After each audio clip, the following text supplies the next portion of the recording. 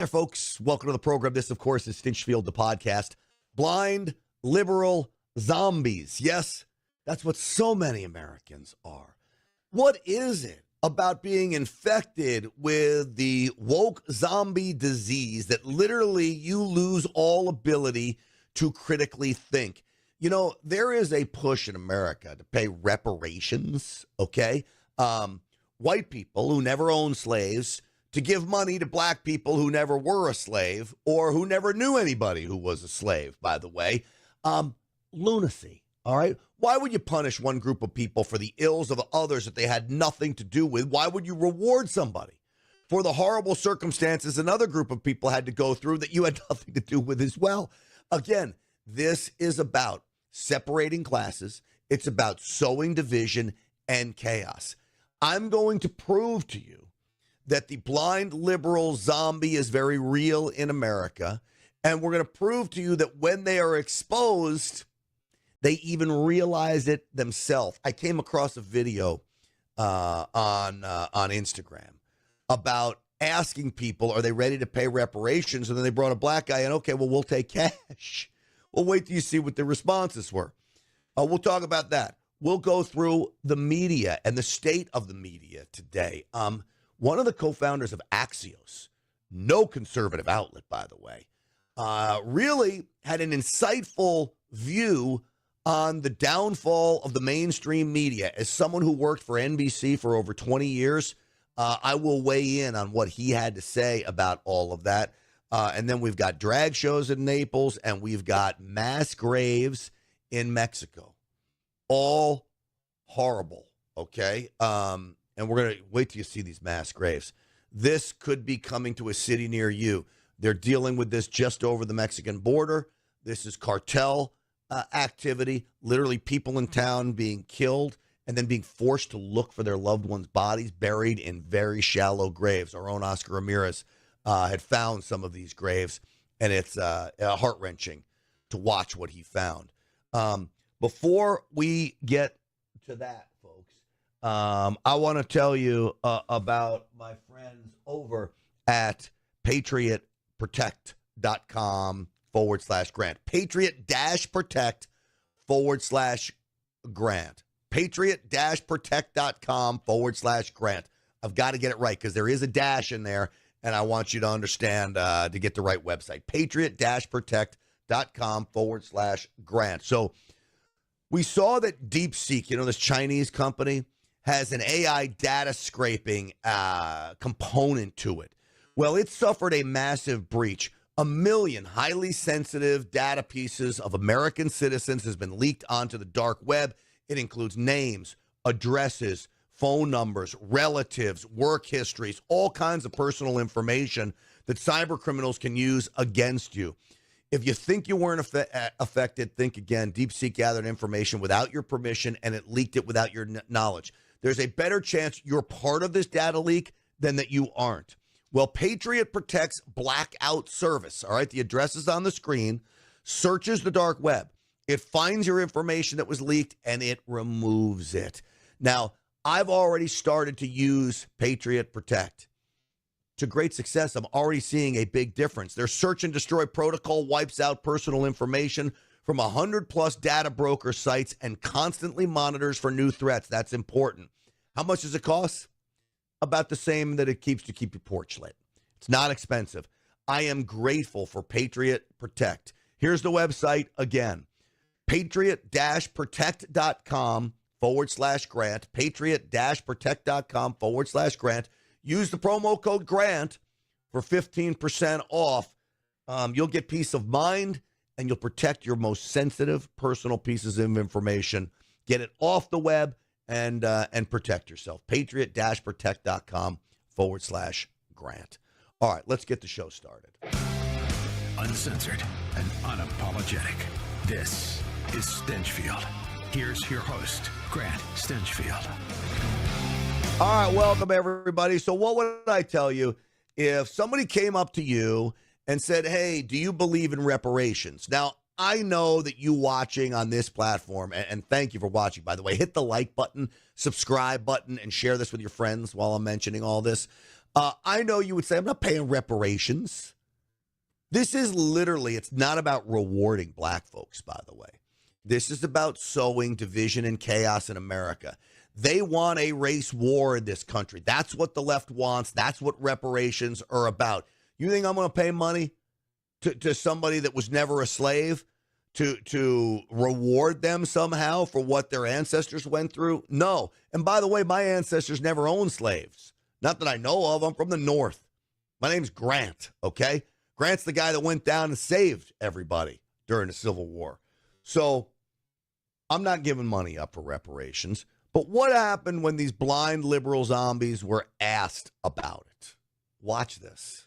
Do you support reparations for black people because they went through slavery? Yes, I do, actually. Perfect. So we have Joel here, and you can pay your reparations right now. Okay. How much? Okay, he says. So Joel, the black man, is right there ready to take donations for reparations. He says, okay. Do you want? What is the suffering of my ancestors worth? More than I can pay right now. So do you want to set up like a payment plan? No, but I do believe it's the responsibility of our government to take more action. So our government, who the hell is our government? That's you, by the way, buckaroo. That's you. It's your taxpayers. That's the government. So do you want to set up a payment plan? No, he doesn't want to set up a payment plan. And he knows he doesn't want it. But he's so concerned about what everybody else will think and where he is. So now he's pulling out his wallet, and all because of blind liberal zombie peer pressure. All right, pay up. How much does he put in there? Oh. Change? Thank you for paying for the crimes of your ancestors. You You're have welcome. been forgiven. I don't know. Change? So the guy feels so strongly about paying reparations, and he dropped change there. I don't even know who carries around coins, much less carries around coins in your wallet. Okay? I told my son, he's 16 years old, I'm trying to raise men here. Use a money clip, son. Use a money clip, not a wallet. All right? Most men don't carry wallets around. They carry a money clip around, and if they have a wallet, it's just a little tiny one for credit cards, all right? Don't pull one of those big thick things out of your pocket. It's ridiculous. Money clips are wear it out, but I'm half Italian, so of course. Well, if I was really full Italian, I'd probably just use a rubber band with my stash of hundies. Anyway, he puts change in there that he keeps in his wallet. That tells you all you need to know about where he is on the political spectrum. Here's another young lady. How you would go about doing that. Well, I have the answer. We have Joel Patrick here today, and he has his reparations jar. And you can pay for the crime. What other forms of payment do you accept? We accept Venmo. We accept PayPal. Oh. Well, I did not have Venmo. I did not have PayPal. And I am broke. Broke, like most liberals, by the way. Probably living off her parents, going to school, which there's nothing wrong with that. But in the end, hard work pays off. So she wants reparations for black folks, but she has no money to pay them. So when you're responsible as a taxpayer, how's that going to work out for you, honey? You want taxpayers to pay, but you don't have anything to offer up. So you're asking me. I'm the rich white guy. Now, in the eyes of most liberals, I am the rich white guy. I don't think I make the top 1%. I don't think. But according to them, I'm the guy they want paying. I'm not paying. You pay. All right? But you would pay if you could. Yeah, but I don't understand why you're collecting money for it. Because I'm a black person and my ancestors were slaves. Yeah, but it's like I don't understand what a monetary. Have you ever owned slaves? No, but I did not. Have I ever been a slave?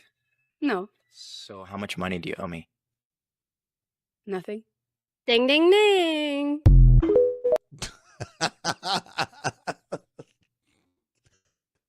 I mean, do you see when they are exposed? It's hilarious. So a similar situation happened with a leftist city councilwoman named Nithya Raman. She is in Los Angeles. Now, the reason I play this interaction between Los Angeles residents and Nithya Raman that got approached by her, By the way, too, she's like a wealthy wife of a big producer. I think her husband was a producer of Modern Family. I think that's the case. Anyway, she gets confronted. Now, I'm going to remind you, if you don't know, I do morning drive radio in Los Angeles, so I know a lot about LA. I'm out there a lot, too. It's a dump. Now, Nathan Hochman, the new district attorney, is trying to clean it up. He's prosecuting crime again. I think they'll get the crime problem under control as much as they can for any big city, I think. But there's garbage everywhere. It's freaking dirty. You have homeless, not just homeless lying on the streets. They're defecating on the streets. You have homeless peeing at corners. It's a disgusting place. And LA used to be a beautiful city. Used to want to go down to, Santa Monica, go down to the pier, walk around. It's gross. Everywhere is gross now, just about, unless you go down to Huntington Beach or in Orange County. My favorite's Dana Point. But that's not what we're talking about here. We're talking about L.A., baby. Well, watch what happens when she gets confronted. Right? But the budget deficit is enormous. It's symbolic. A lot of the money. Nithya, every road in this town is broken. Nithya, every road is broken. Do you know that? Do you see this? That's why I'm fighting for the transportation dollars. That's why you're spending $1 billion giving money to drug addicts who are buying drugs with the money, and you know that. Well, yes. Nithya, we have money that's not accounted for. You know what? I'm just going to listen because I feel like you want me to listen, so I'm going to listen.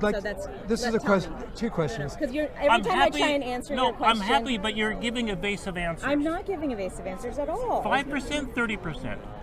I don't. Sorry. This is. I mean, it's a direct question. You can give a direct answer, but now you're avoiding me. No, I'm not. Well, she doesn't want to answer. She doesn't want to answer the questions. He's talking about how are you raising property taxes? Every road has holes in it. They're not taking care of the infrastructure in L.A. Remember, the fires, the water in the fire hydrants were missing. You got a reservoir with no water in it. A fire department and the firehouses are falling apart. You want more money in taxes? She won't answer the question. Now, I will give her credit for this. She did something that most politicians don't do. She said, I'll just listen. In many respects, that's all people want, is they want to know that they have been heard. Now, when she says, I'll just listen, I think she was using it as a get out, and I'm not sure she would have listened to them. But in fact, when she says, I'll just listen, she then doesn't listen. I try and answer your question. I'm happy, but you're giving evasive answers. I'm not giving evasive answers at all. 5%, 30%. I don't. Sorry. This is. I mean, it's a direct question. You can give a direct answer, but now. Yeah, she can't give a direct answer on anything. So these are frustrated people in LA that see the downfall of their city. This same clip could be played in any blue city across America. Go to New York. Heck, I broadcast from Dallas. We're a little better than most blue cities, but Dallas is a blue city. The city council here is Democrat. And so this could be in this city. I'm glad she was willing to listen, but the frustration of Democrats is now on display. The frustration of people who live in Democrat cities. I don't even know if those guys are conservative or Republicans. I don't know. This wasn't at some event. This was outside. Those guys, most likely, in my guess, are probably Democrats who are fed up in L.A. That's what I would assume anyway. All right, I want to get into the mainstream media because the mainstream media drives a lot of this narrative, from the reparations narrative to let's just give everybody everything. We'll raise taxes on the rich and take care of everybody, free health care for illegals, blah, blah, blah, blah, blah. This all comes from the media. When was the downfall of the media? Well, the founder of Axios was speaking out on this. I would assume the guy's a liberal. Axios is certainly not a conservative outlet. Very damaging to conservatives, President Trump. But what he said was fascinating. So I'm gonna play that for you in just a moment. But before I do, I want to tell you about my friends over at Get20Now.com. Get20Now.com. This is about 20% annualized interest on your investment, paid out monthly, okay? This is cash flow. This is about taking advantage of data centers, taking advantage of Bitcoin mining, taking advantage of technology to mine Bitcoin more efficiently than anybody else is doing. I have seen these data centers. They are unbelievable facilities that my friends at NFN8 are putting together. They're putting these Bitcoin miners in, and they are pushing out Bitcoin. But instead of worrying about where the price is going, instead of worrying about the ups and downs, you lock in up to 20%. So I'm going to tell you right now, we don't know where the stock market is going. We don't know where precious metals are going. We don't know where anything's going. But if I could tell you you can lock in to 20%, would you do it? I would think that you would and should. Get20now.com. Get20now.com. You make sure you tell them that Grant Stinchfield sent you. All right. So the founder of Axios comes out and he talks about the downfall of journalism. Let's go through some of this. I feel like the trust really started to shatter over the last decade. And I look at it as in three phases. The first was the creation of Twitter. What happened with Twitter is people forget, like now it's a lot of conservative voices, a lot of independent voices. It was a hotbed of liberal groupthink for a long time.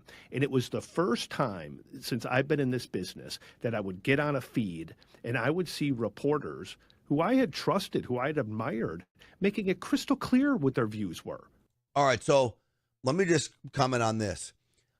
I believe Twitter was a hotbed of liberalism, but I also believe it was a hotbed of conservatism when Twitter was free, before it became not free.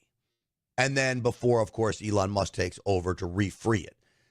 It was a cesspool, Twitter. Anything goes, and that's when Twitter was really at its best. I liked it best when there were liberals on the platform. So he was getting the liberal feed because that's what he was looking at. I would get the conservative feed, and I would get liberal trolls coming in on there. You still get some of that on Twitter now, X as it's called. But when it was the Wild West, that's when I liked it best. Now, what's interesting is the reason he was seeing reporters that he knew was because the reporters were on that same feed. Their viewing habits was telling the algorithm, show them more liberal stuff. And lo and behold, what are they doing? They're liking and commenting. And I'm sure that's what he's going to say. What side they were on. You could tell in what they were tweeting, and you could tell in who they were following and who was following them. So I thought that was stage one, because at least before any bias people had, they hid from the public. Now it was in somewhat full view. So when I worked in mainstream media and I left in, what was it? I left in 2011, okay? I left mainstream television, NBC. NBC owned and operated stations groups. He is right. For the most part, people either in the beginning years didn't talk about where they were, what they do. But towards the end, 2009, 10, 11, boy, there were some wild battles I would get in the newsroom over issues like Obamacare, the recession. And you could tell instantly where people were, but I do think they tried to keep their political bias in check on sites like Twitter. That most certainly did change, and it changed first, I think, at a national level. I think where you had national anchors and reporters, and the national anchors really turned out to be commentators. So that Jake Tapper isn't an anchor man, a newsman. He's a commentator disguised as a newsman. Then came along kind of the COVID, defund the police, word policing, where I think a lot of Americans were looking around and be like, that just doesn't sit right with me. And it doesn't, in the way it's being covered, didn't sit right with them. And then I think the final straw really was the coverage of Joe Biden, when people were saying, hey, I can see with my own two eyes that the guy seems pretty old, probably doesn't seem capable of being the president in the next term, and yet there's not a whole hell of a lot of coverage of it. Alex Thompson, our White House reporter, just won the White House Reporting Award because he was one of the few reporters to write about the decline of Joe Biden. He may have written about the decline of Joe Biden, but Alex Thompson, the man he's talking about, is no real reporter. That guy hates guns. I believe he used to work for Media Matters, which is an awful organization. They're trolls. They're leftist lunatics. And Alex Thompson wrote all kinds of things about me when I was at Newsmax and the NRA. That guy was not any kind of a fair and balanced journalist. So I love that he thinks that he is, because he owns Axios. He probably thinks Axios is fair and balanced. It's not. But I will tell you, when you're going back to the defund the police, he didn't mention Black Lives Matter. Yeah, you think we were upset with the way things were covered? A mostly peaceful protest while an AutoZone's burning behind you? Yeah, we were upset about it. And he got the hell kicked. Exactly. Some of the very reporters who may have, who will applaud him when he wins the award in a couple of weeks. If you go back and look at their Twitter feeds, there's a lot of people dunking on him and saying, oh, that's not actually true. And we're on the other ends of the calls from the White House saying that you guys are out on a limb, you're wrong, you're crazy, blah, blah, blah. And so I think those three things in totality really cemented the distrust that a lot of people have in media. And it breaks my heart. I hate that. I love journalism. I am a fierce defender of journalism. I believe that most reporters at most institutions actually do try to get to the closest approximation of the truth and achieve it most of the time. I think it's a couple of bad apples who make it look bad for everyone. Well, I think that he's correct that there are bad apples, but he's wrong about a few.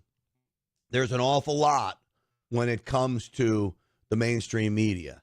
Why is it that the mainstream media gets leftist lunatics more than any other industry? I mean, why do these leftists all go into journalism? One, I think you get a lot of people that if they didn't go into journalism, they would have gone into the nonprofit world. There's no real quest to make money. Only the people at the top of their game, okay, the very top, make, I would say, a decent living to an exorbitant living, depending on how big at the top. If you're Jesse Waters or Bill O'Reilly or Laura Ingraham or Sean Hannity, you're making multi-millions. But if you're take a guy like me, I make a very good living in the scheme of things, but I don't make that kind of money. Okay, but I make a very good living. I have everything I need and most of what I want, which to me is a good sign of success, right? But most people don't make a lot of money. A newspaper reporter, what are they going to make in a medium-sized town? $50,000 a year? It's not a lot of money to raise a family on. And so you go in to be a local TV reporter. At the height of my local TV career, I made $145,000 a year. And that was back in 2011. A decent living. What would that be today? Maybe a couple $100,000, a decent living, but not getting wealthy off of it. And I was at the top of the game. I was in a top 10 market in Dallas. And everybody hired in underneath me was coming in a way less than that. So you get people that aren't entrepreneurship oriented, that would have gone into nonprofits. They think they have to give those who don't have a voice, and that's a noble, noble cause and goal, to give the voiceless a voice. The problem is what they were picking and choosing is the voiceless. And they weren't realizing that many people that didn't have a voice because of their own choices. And so who are you defending? The people that are really down and out because they've been exploited? Or are you defending the people that are just happen to be, I don't want to say lazy, because I will say you grow up in the hood. You're a burgeoning underclass that it's very difficult to beat that system. You could be one of the most go-getters out there and still not beat that system unless you have help around you. So I don't want to say that. But there is certain things, what's by choice and what's not by choice. So you get this flood of the nonprofit crowd going into journalism, and you get the people that are more conservative, free market-based, going and trying to make a living and make a name for themselves, working for an investment bank or going out there and doing other things like that. So I think that was part of the problem, why you get so many liberals into journalism. And then it just spirals out of control because they get in young, and then the liberals who are running these news organizations are indoctrinating these 21, 22-year-old journalists and not teaching them real journalism. They're teaching them indoctrination. All of that is absolutely, categorically the wrong way to go about running a newsroom. It really is. All right, hey, I'm going to play just to take a little break before I get into something too deep here. I want to tell you about my friends over at Energized Health. I feel like I'm in the best shape of my life, and I feel like I'm in the best shape of my life for a reason. The folks at Energized Health. I lost 15 pounds in 2 weeks when I started that protocol, and it was not hard, okay? This is not about supplements. It's not about shakes. It's not about crazy workouts. It's not even about crazy diets. It's a total protocol where you take some of all of those things and you put them together, and you get a system that's pretty darn easy to start dropping body fat, okay? What you want to do is build muscle mass. And I don't care what age you are, Energized Health has helped people in their 70s, 80s, even 90s get in better shape. So if you want to tone up, if you want to take back control of your life, if you want to get your body and mind and soul where you want it to be, Energized Health is it. It's about really making sure you live longer by getting on this protocol. You stick with it, and it's not easy. You will be successful. They got a 99% success rate, money-back guarantee. EnergizedHealth.com. I mean it. Sign up with them. If you're even thinking about it, or if you've been watching this commercial, today is the day you got to just do it. EnergizedHealth.com. Tell them Grant Stinchfield sent you. All right, I saw something funny. This is Shannon Sharp. I want you to see who he's interviewing here. Dave Portnoy. Dave Portnoy seems like an interesting guy. I typically, if you're from Massachusetts, do not take this as an offense. I grew up in New York. I'm a Yankee fan. I typically don't like Boston sports fans. I only don't like them on the surface, but I think they're very brash, and Portnoy falls into this category to me. So I often am annoyed by him. But the reality is he seems like a pretty decent guy with all the things he did for small business during COVID, with all the things that he continues to do in a charitable function. I want you to listen to this, and you tell me if you do this too, if you get divorced or are divorced. Hold on. Is it true your ex-wife have access to your bank account? Yeah. I told you I trust her implicitly. I beg your pardon? Implicitly. I trust her. If she wanted to take it, she could. His ex-wife has access to his bank account. Now, this guy makes millions and millions and millions of dollars, okay? He is very, very successful. I would venture to say tens of millions of dollars. His ex-wife has access to the bank. Look, my ex-wife is great. I often say she's the best ex-wife a guy could ever ask for. Maybe she gets beat by Portnoy's ex-wife. But she ain't having access to my bank account. There's very few people that you meet where you can trust implicitly. And to be honest, she was there when we were living at the in-laws' house. She was there when we couldn't afford a hamburger. She was there through the grind. She, to me, just like we kind of separated when we started making it. Right. So she doesn't get to enjoy any of that. Right. To me, that's not right. Wow. So it's interesting because he says his wife was there from the beginning. And I do think when you have someone that's there for the beginning, and you, even if it's just the husband who builds this business, but she's raising kids and keeping the house together and being a steady rock for you from the very, very start, I do believe the wife is entitled to something when they get divorced. They played a role in that success.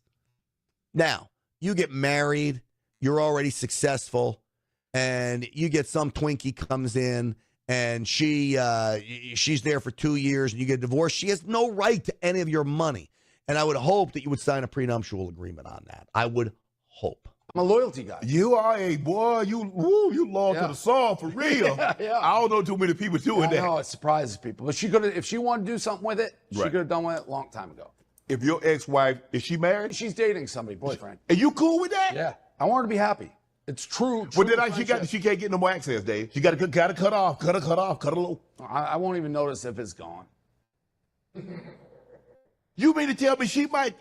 I mean, if she takes it all. No. But she might take, like, you know what? I'm gonna have this extravagant wedding. I'm gonna spend, $500,000 on a wedding. You cool with? Yes.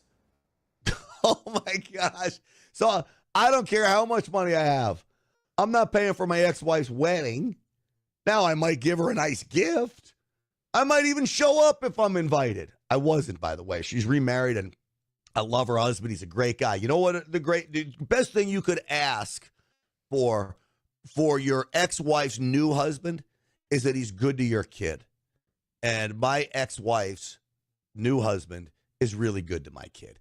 He's a good dude. He helps me out all the time, driving the kid to school.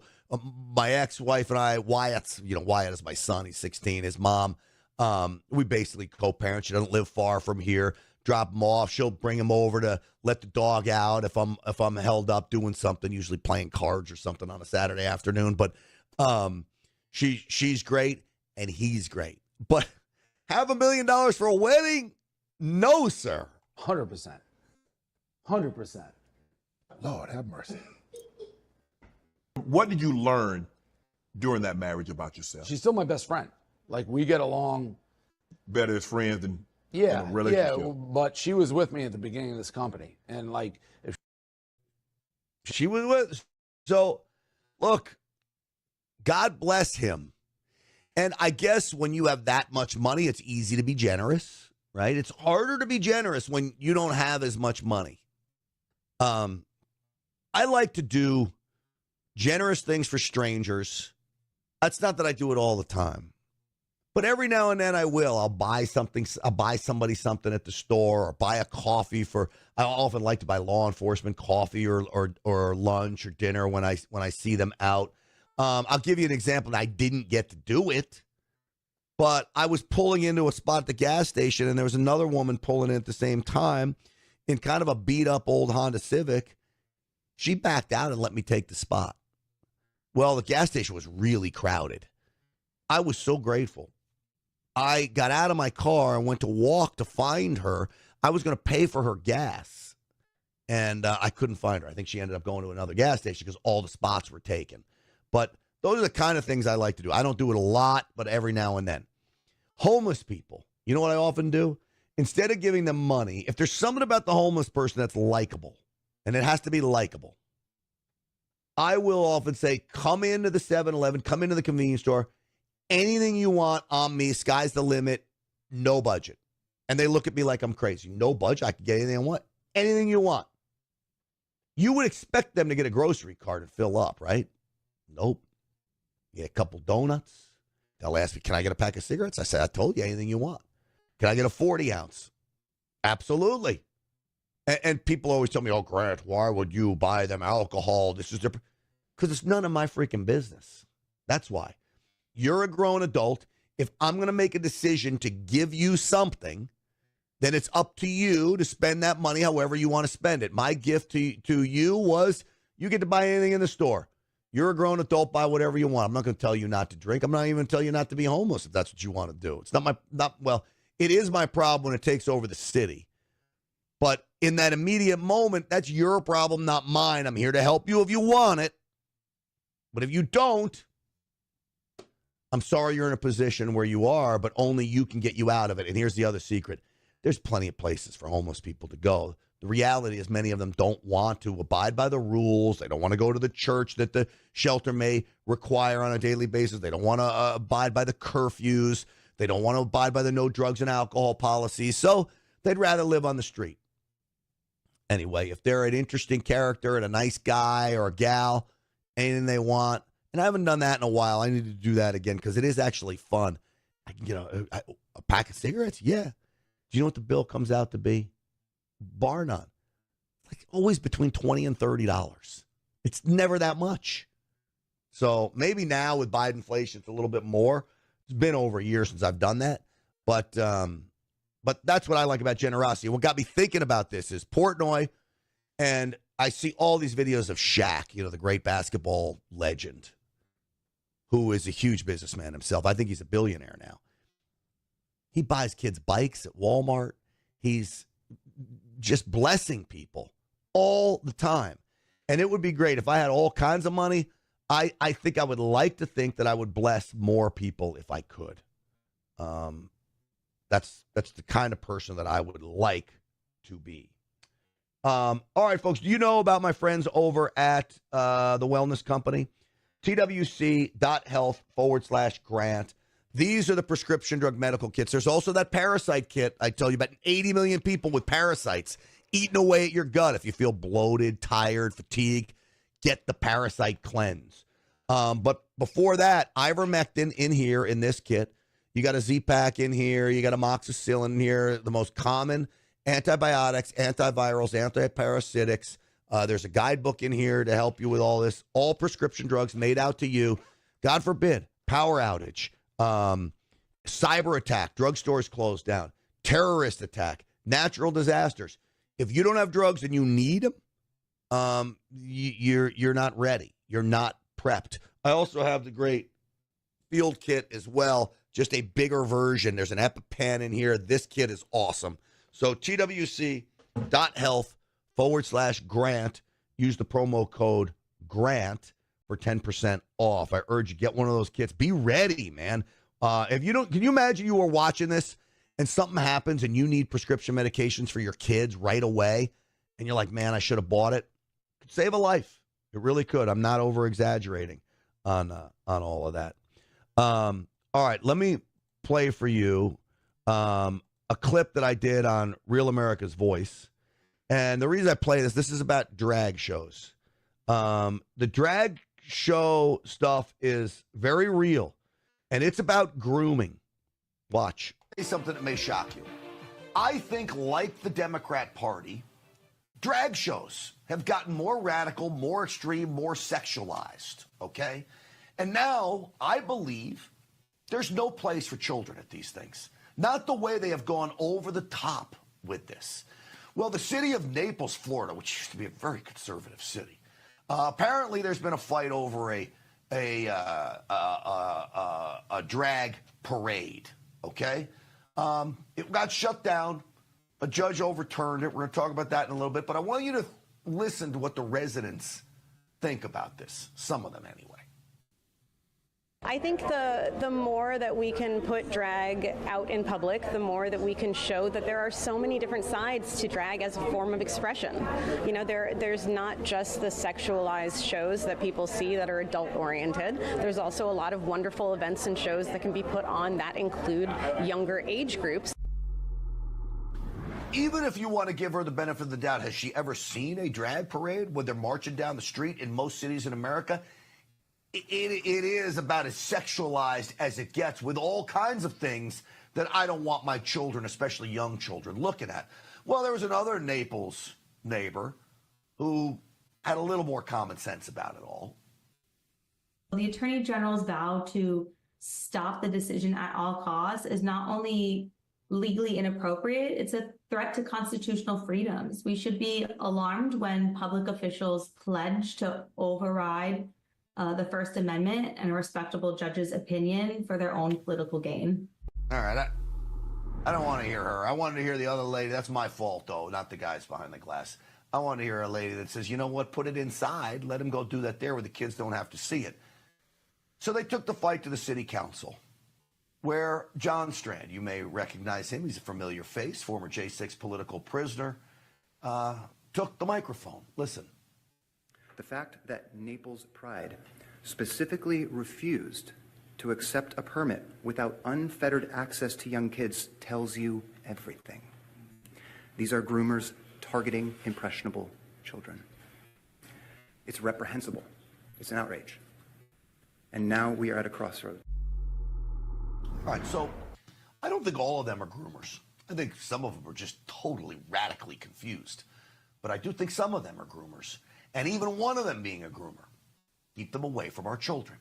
It really should be that simple. I want to bring in now Naples, Florida resident, J6 political prisoner, creative director at America's Frontline Doctors, and fighter for the children, my buddy John Strand is here. John, it's good to see you. Welcome back. Great. Thanks for having me on, as always. All right, so where does this stand? The parade going through? Not if we have anything to say about it. The current status is this, Grant. The Naples City Council made the very common sense decision to grant a conditional permit to this entity called Naples Pride. And I'm putting that in air quotes for a reason. But they want to have unfettered access to kids to display very sexually explicit material, drag show and otherwise, as part of their festivities in a public park with a playground. So the Naples City Council said that's inappropriate, which of course it is. So a conditional permit requires them to hold the drag show at an indoor venue restricted from minors, from those under the age of 18. That sounds pretty reasonable and common sense to me, right? And that's what the rest of the residents of Naples widely supported. So that was passed. Then an outside group targeting Naples and targeting Naples children put money in to file a federal lawsuit claiming this was a violation of their First Amendment rights of free speech. But let's be very clear. Sexually explicit performances are not First Amendment protected expression. They are lewd and lascivious behavior, which is a violation of existing law. We have law on the books all over the place banning lewd behavior in public. We have a specific statute in Florida that prohibits this, and it's a violation of that law, not of the First Amendment. Let me ask you this question. Have they had a parade like this before in Naples? This Naples entity, Naples Pride entity, has previously had this drag show, and it has been previously restricted indoors and prohibited from minors, which they previously accepted. But then they got ACLU money, spending money, to go file a frivolous lawsuit and cause havoc. And now they've got a leftist judge, a woke judge, trying to interpret this as free expression rather than understanding it's lewd and lascivious behavior. The reason I ask you, there's got to be some video from the other events. I'm sure there's lewd and lascivious behavior. Every one of these parades, I've seen that kind of behavior. And there's a legal term called a reasonable person would think. So what would a reasonable person suspect would happen? You would suspect that there would be the same type of behavior, especially if you had video of it from of another year. So now you've got this fight. So the judge order, it's going to take place, and then you gotta fight that, or where do you go? So I went back to the Naples City Council and spoke to them, encouraging them to appeal this decision. And the Naples City Council did the right thing. They voted unanimously to appeal and seek an emergency stay of the preliminary injunction that the federal district judge ordered. And the city of Naples and decent people everywhere will continue to rally behind them and insist that we protect the children from sexually explicit content in public parks. That's just not appropriate, and every decent person knows this. It's common sense.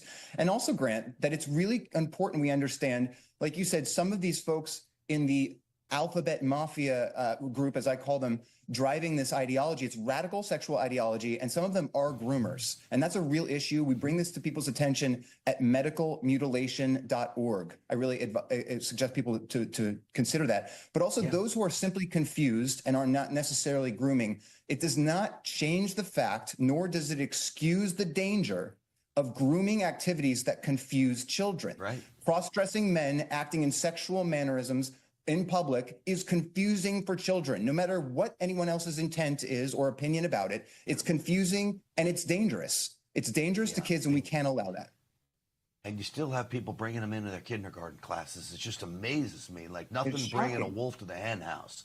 It really is. Well, the reason I profile this story, John Strand, is one, you continue to fight. You know, what you went through, for everybody at home that doesn't know John's story, what he went through, locked up, thrown in solitary for simply and basically what amounted to an unorganized tour of the Capitol, and then to come out and continue the fight. John, you're not afraid of anything, and America needs more people like you, and I appreciate everything you're doing to keep us safe and free. Thank you, Grant. Always appreciate you. God bless you, and God bless the United States of America. Amen to that. I mean, that guy, by the way, is great. John Strand is an amazing individual. What he endured on J6, being thrown into solitary confinement. You know, he was Simone Gold's bodyguard. They were scheduled to speak at the Capitol on January 6th. They got basically pushed inside by the crowds. They had a permit to speak there. He's on video.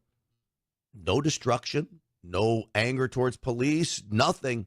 And they threw the book at him. Why? Because he was a vocal, smart conservative. They wanted to make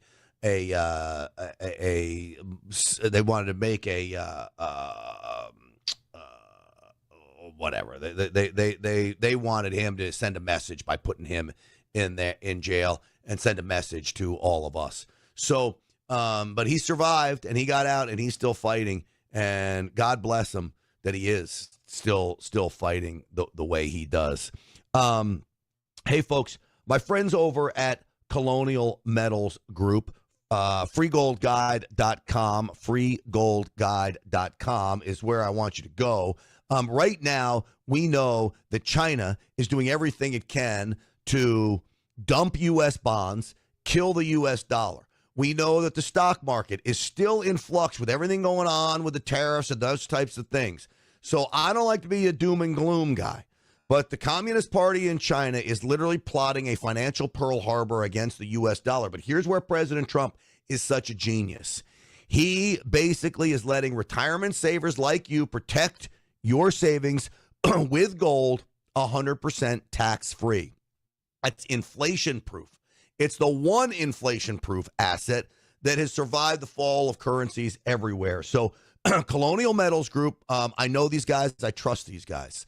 And this is why I accepted them. A lot of gold companies came to ask me to advertise on this podcast. Colonial's who I went with. freegoldguide.com /grant. freegoldguide.com /grant. 800-458-7356. 800-458-7356.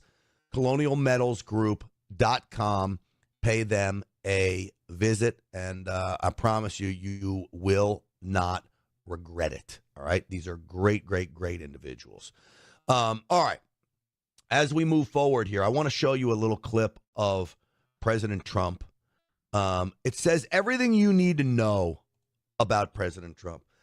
Who he is, how detail-oriented he is, how kind he is, how respectful he is, and how he appreciates good work. Okay? Does that tease the clip well enough? Watch. Okay. Beautiful. Oh.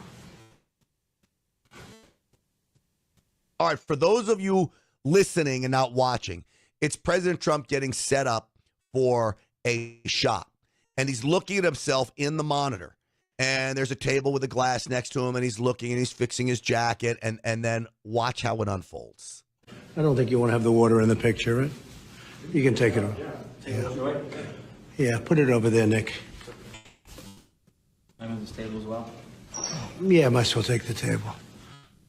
How are you, sir? Oh, good, very good, thank you. You know what you can do, Nick? Sir. Put the table back, because it's missing something. Put the table back and put the water on the table without the thing on top of it. So he's talking about a napkin that was under the water glass. Okay. Puts it back with the napkin. How does that look?